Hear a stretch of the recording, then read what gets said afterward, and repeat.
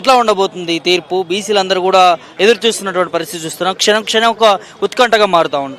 అంటే క్లియర్గా నేను ఒక బీసీ సామాజిక కోణం నుంచి వచ్చిన న్యాయవాదిగా చెప్తున్నా. క్లియర్గా భారతదేశంలో కాన్స్టిట్యూషన్ అనేది క్లియర్గా అంబేద్కర్ రాయడం జరిగింది. షెడ్యూల్ 9 ప్రకారమే రిజర్వేషన్లు అమలు కావడం జరుగుతుంది. షెడ్యూల్ 9లో చేసిన అమెండ్మెంట్స్ కావచ్చు, పొందుపరిచిన అమెండ్మెంట్ బిల్స్ కావచ్చు, దాని ప్రకారమే రిజర్వేషన్ కల్పించాలి. అది చట్టం.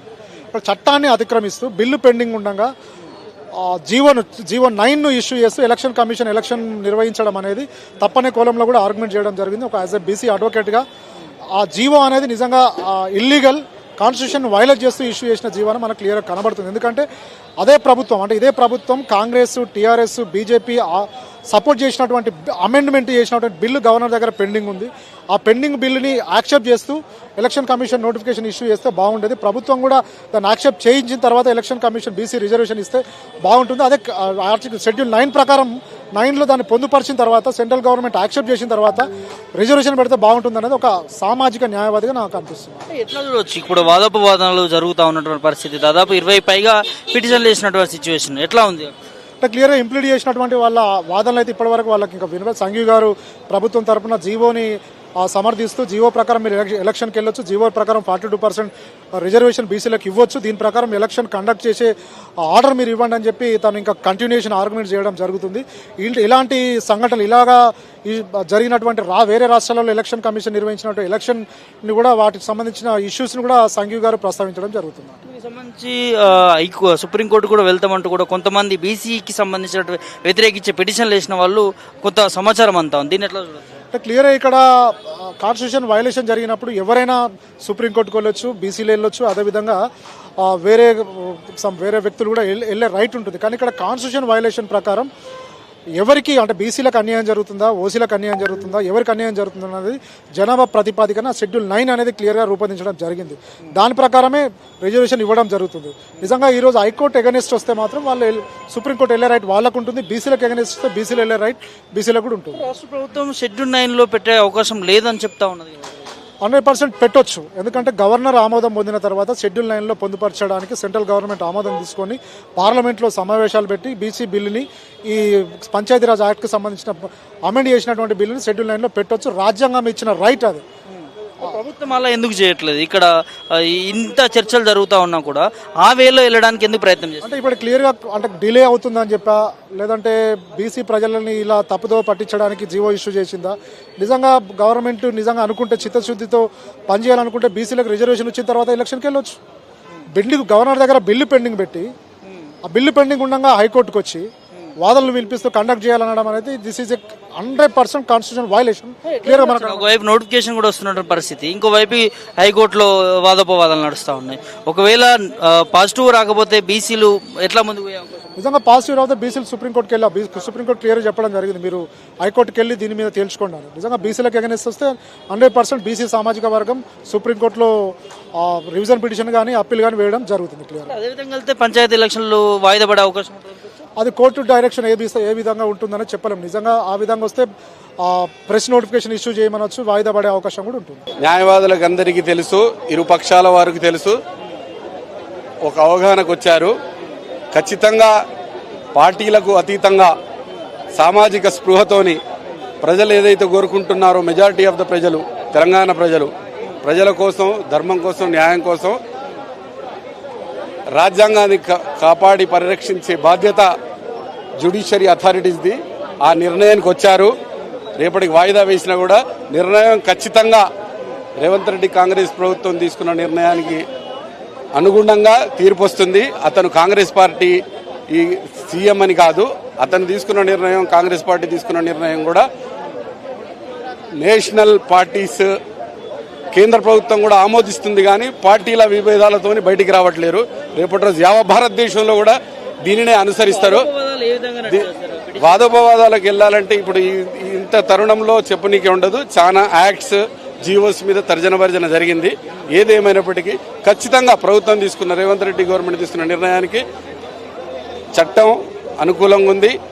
న్యాయస్థానాలు న్యాయబద్ధంగా రేపు తీర్పు ప్రభుత్వానికి ఆమోదయోగ్యంగానే, ప్రజలకు ఆమోదయోగ్యంగానే ప్రజల యొక్క పల్స్ను జ్యుడిషియరీ అథారిటీ కనిపెడుతుంది. అది వాళ్ళ బాధ్యత. ఎప్పుడైతే రాజకీయాలు, రాష్ట్రాలు, ప్రభుత్వాలు చేయలేని పని కోర్టుల దృష్టికి వస్తుంది. కోర్టు అథారిటీస్ వాటిని గమనించి, ప్రజా పల్సును గమనించి న్యాయ పద్ధతిగా చట్టాల పరిధిలో ఖచ్చితంగా న్యాయబద్ధమైన నిర్ణయం ప్రభుత్వం తీసుకున్న దాన్ని ఆమోదిస్తారని మేము విశ్వసిస్తున్నాం. అలా ఆమోదిస్తే ఇప్పుడున్నటువంటి నోటిఫికేషన్ ద్వారా స్థానిక సంస్థల ఎన్నికలు జరుగుతాయి అనుకోవచ్చు. ఖచ్చితంగా జరుగుతాయి. Okay, thank you. కేవలం హియరింగ్ వినడమే కానీ ఆల్మోస్ట్ కేసు డిసైడ్ అయిందని అనుకోవచ్చు. ఎందుకంటే రేపు పొద్దున్నే ఎలక్షన్ ప్రాసెస్ ఇనిషియేట్ అవుతుంది కాబట్టి, రేపు పొద్దున్న నామినేషన్ ప్రక్రియ ప్రారంభమవుతుంది కాబట్టి, దానికి ఏ విధమైన స్టే చేయలేదు కాబట్టి నామినేషన్ ప్రక్రియకు కానీ, లోకల్ బాడీ ఎలక్షన్ కానీ ఏ విధమైన ఆటంకం లేదు. ఎందుకంటే పొద్దున్న సుదీర్ఘ వాదనలు విన్న తర్వాత వాళ్ళు పిటిషన్ల తరఫున న్యాయవాదులు ఈరోజు స్టే ఇవ్వమనడం జరిగింది. చివరికి ఏ విధమైన స్టే చేయడానికి జడ్జి గారు ఒప్పుకోలేదేమి. ప్రభుత్వం నుంచి క్లారిఫికేషన్ చేయడానికి అడిషనల్ మన అడ్వకేట్ జనరల్ వాయిదా కోరడంతోనే వచ్చింది. అడిషనల్ మన అడ్వకేట్ జనరల్ ప్లస్ ఇంకా కర్ణాటక నుంచి రవివర్మ కుమార్ అని సీనియర్ అడ్వకేట్, వీళ్ళిద్దరూ రేపు వాదనలు ఉంటాయి. వీళ్ళ వాదనల తర్వాత బహుశా నేను అనుకోవడం ఏంటంటే కేసును పూర్తి విచారణ కోసం ఫైనల్ హియరింగ్ గురించి వాయిదా వేస్తారు. సుప్రీంకోర్టు వరకు కూడా వెళ్తారని చెప్పి కొన్ని వార్తలు వస్తాయి. వెళ్ళినా ఇంకా నీకు రేపు ఎలక్షన్ ప్రాసెస్ స్టార్ట్ అయినాక దాంట్లో కోర్టులు ఏ విధమైన జోక్యం చేసుకోవడానికి వీల్లేదు. ఎందుకంటే వన్స్ ఎలక్షన్ ప్రాసెస్ ఇనిషియేట్ అయ్యి నామినేషన్లు స్టార్ట్ అయినాయంటే ఇంకా ఏ విధమైన ఎలక్షన్ ప్రక్రియను ఆపడానికి కోర్టులు ఏ విధమైన జోక్యం చేసుకోవడానికి వీల్లేదు. అందుకే ఖచ్చితంగా లోకల్ బాడీ ఎలక్షన్లు కొనసాగుతాయి. ఇంకా ఎలక్షన్ ప్రాసెస్ ఆపడానికి వీల్లేదు. కొనసాగుతాయి. రేపు ఒకవేళ రేపు ఏమన్నా ఎలక్షన్ ప్రాసెస్ ఆపాలంటే ఈ రోజే స్టే ఇచ్చేది ఉండే. ఈరోజు స్టే చేయలేదు కాబట్టి రేపు ఎలక్షన్ ప్రాసెస్ స్టార్ట్ అయినాక స్టే ఇచ్చే ఆల్మోస్ట్ మధ్యాహ్నం 12 గంటల నుంచి సాయంత్రం 4:30-5 వరకు ఆర్గ్యుమెంట్ జరిగినాయి. పూర్తి వాదనలు విన్నారు. జడ్జిలు కన్విన్స్ అయ్యారు కాబట్టి ఇంకే విధమైన స్టే చేయడానికి అవకాశం లేదు. తుది తీర్పు రాలేదు. తుది తీర్పు అంటే ఇప్పుడు ఇది అడ్మిషన్ స్టేజ్లో తుది తీర్పు రాదు. అడ్మిషన్ స్టేజ్లో ఒకవేళ వాళ్ళు రెడ్డి సంఘం వాదనలు విని కన్విన్స్ అయితే స్టే ఇవ్వాల్సిన అవసరం ఉండే. ఈరోజు స్టే చేయలేదు కాబట్టి దాంట్లో ఏ విధమైన ఆర్డర్స్ రావు. ఎలక్షన్ ప్రాసెస్ కంటిన్యూ అవుతుంది. బీసీలకు 42% దొరుకుతుంది ఖచ్చితంగా. రేపు ఆల్రెడీ రేపు పొద్దున్న నామినేషన్ స్టార్ట్ అవుతున్నాయి. రేపు ఫస్ట్ ఫేజ్ నామినేషన్లు ఎంపీటీసీ జెడ్పీటీసీలు ఫస్ట్ ఫేజ్ నామినేషన్ స్టార్ట్ అయిపోతున్నాయి. దాని ప్రకారం నామినేషన్లు కొనసాగుతాయి. తీర్పు అంటే ఇప్పుడు ఈరోజు morning arguments petitioner counsel arguments చెప్పారు వాళ్ళ తరఫున. అది అయ్యే లోపల లంచ్ బ్రేక్ వచ్చి మళ్ళీ కంటిన్యూ అయింది. తర్వాత రెస్పాండెంట్స్ వాళ్ళ ఆర్గ్యుమెంట్ స్టార్ట్ చేసే లోపల చాలా మంది ఇంప్లీడ్ అయినప్పుడు చాలా మంది వాదనలు వినవలసి వస్తుంది కోర్టు. దాని ప్రకారం ఏమైందంటే టైం సరిపోలేదు కోర్టుకి. అందుకే రేపు ఏ ఆర్డర్ ఇవ్వకుండా, ఏ స్టే ఇవ్వకుండా రేపు 2:15 నిమిషాలకి మళ్ళా కోర్టు వాదనలు విని ఈవినింగ్ కల్లా ఏదో ఒక ఆర్డర్ పాస్ చేయొచ్చు దాని మీద, రిజర్వేషన్ మీద. ఇది ఎలక్షన్ది ఏమున్నా కూడా ఏదైనా ఉంటే యాజ్ యూజువల్గా ప్రొసీడ్ కావచ్చు రేపటి నుంచి. దాని మూలన ఏం కాదు. తర్వాత రేపు ఈవినింగ్కి మోస్ట్లీ ఏదో ఒక ఆర్డర్ అయితే కోర్టు ప్రకటిస్తుంది. పిటిషనర్లు అంతా సీనియర్ కౌన్సిల్స్ దాన్ని ఆర్గ్యుమెంట్ చెప్పారు. ఎక్స్పీరియన్స్ సీనియర్ కౌన్సిల్స్ అందరు ఆర్గ్యుమెంట్ బాగానే చెప్పారు వాళ్ళ తరఫున. అట్లనే రెస్పాండెంట్ సీనియర్ కౌన్సిల్స్ కూడా బాగానే చెప్పారు. కానీ కంప్లీట్ కాలేదు. ఎందుకంటే చాలా మంది ఇంప్లీడ్ అయినారు కాబట్టి దీంట్లో ఇంకా ఫర్దర్ వినాలి. కోర్టు ఏంటంటే 2 sides వినాలి. 1 side విని డెసిషన్ చెప్పదు.